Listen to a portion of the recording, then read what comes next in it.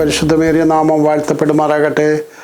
ഒരു പകൽ കൂടി ദൈവം നമുക്ക് ഈ ഭൂമിയിൽ ദാനമായി നൽകി തന്നതിനാൽ ഞാൻ കർത്താവിനെ സ്തുതിക്കുന്നു. ഇന്ന് പകലിൻ്റെ മണിക്കൂറുകൾ നമ്മുടെ എല്ലാ യാത്രയിലും ദൈവസ്ഥാനം നമ്മോട് കൂടെ ഇരുന്ന് ദൈവം നമ്മെ നടത്തട്ടെ. നിങ്ങൾ പോകുന്ന ഇടങ്ങളിൽ, നിങ്ങളായിരിക്കുന്ന എല്ലായിടത്തും ദൈവത്തിൻ്റെ പരിപാലനം കൂടെ ഇരുന്ന് നടത്തേണ്ടത് നമുക്ക് പ്രാർത്ഥിക്കാം. ദൈവത്തിൻ്റെ വചനം പറയുന്നു, 1 കൊരിന്ത്യർ 13 വാക്യത്തിൽ പ്രകാരം വായിക്കുന്നു, ആകയാൽ വിശ്വാസം, പ്രത്യാശ, സ്നേഹം ഈ 3 നിലനിൽക്കുന്നു, ഇവയിൽ വലുതോ സ്നേഹം തന്നെ. അതേ ദൈവമക്കളെ, ദൈവസ്നേഹം അത് വലുതാണ്. ആ ഉയരത്തിലെ സ്നേഹം നമ്മെ തേടി വന്ന് നമ്മെ രക്ഷിച്ച് അവൻ്റെ മക്കളാക്കി അവനെ ആരാധിപ്പാൻ, അവൻ്റെ മക്കളായി നിൽപ്പാൻ ദൈവം നമുക്ക് കൃപ തന്നല്ലോ. അത് എത്ര വലിയ അത്ഭുതമാണ്.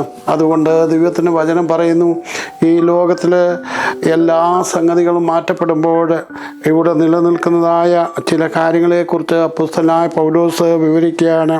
ആകയാൽ വിശ്വാസം, പ്രത്യാശ, സ്നേഹം ഈ 3 നിലനിൽക്കട്ടെ. ഇത് ജനത്തിൽ കുറഞ്ഞിരിക്കുമ്പോൾ, ഇത് ജനം നഷ്ടപ്പെടുത്തുമ്പോൾ നാം ദൈവമക്കളാകുന്ന നമുക്ക് ഈ ദൈവസ്നേഹം നിലനിർത്തുവാൻ, അന്യോന്യം സ്നേഹിപ്പാൻ, അന്യോന്യം കരുതുവാൻ, അന്യോന്യം ഓർത്ത് പ്രാർത്ഥിപ്പാൻ നാം ആയിരിക്കുന്ന ഇടങ്ങളിൽ, നമ്മുടെ പ്രവർത്തന മേഖലകളിൽ ദൈവം നമ്മെ സഹായിക്കട്ടെ എന്ന് നമുക്ക് ഒരുമിച്ച് ദൈവസന്നിധിയിൽ പ്രാർത്ഥിക്കാം. അങ്ങനെ ചെയ്യുന്ന തൻ്റെ മക്കളെ ദൈവം ഒരു നാളും കൈവിടുന്ന ദൈവമല്ലല്ലോ. ആ ദൈവസ്നേഹം നമ്മോട് കൂടെ ഇരുന്ന് നമ്മെ വഴി നടത്തും.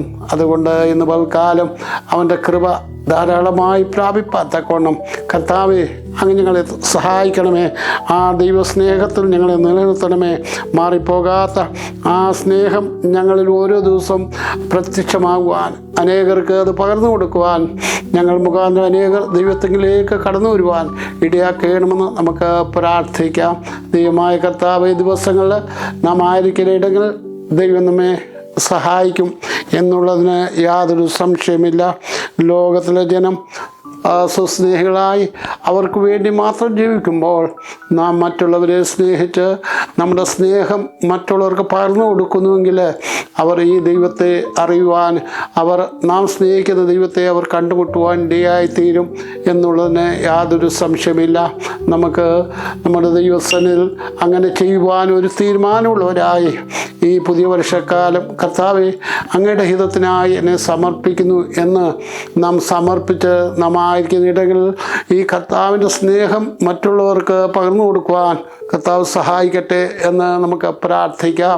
ദൈവം ഇന്ന് പൽക്കാലം എല്ലാവിധ അനുഗ്രഹങ്ങളും പകർന്ന് സ്നേഹിക്കുന്ന കർത്താവിൻ്റെ സ്നേഹം കൂടിയിരിക്കട്ടെ. പ്രാർത്ഥിക്കാനുള്ള കർത്താവ് നല്ല ദൈവമേ, ഞങ്ങളെ സഹായിക്കണമേ, കൃപ വരണമേ.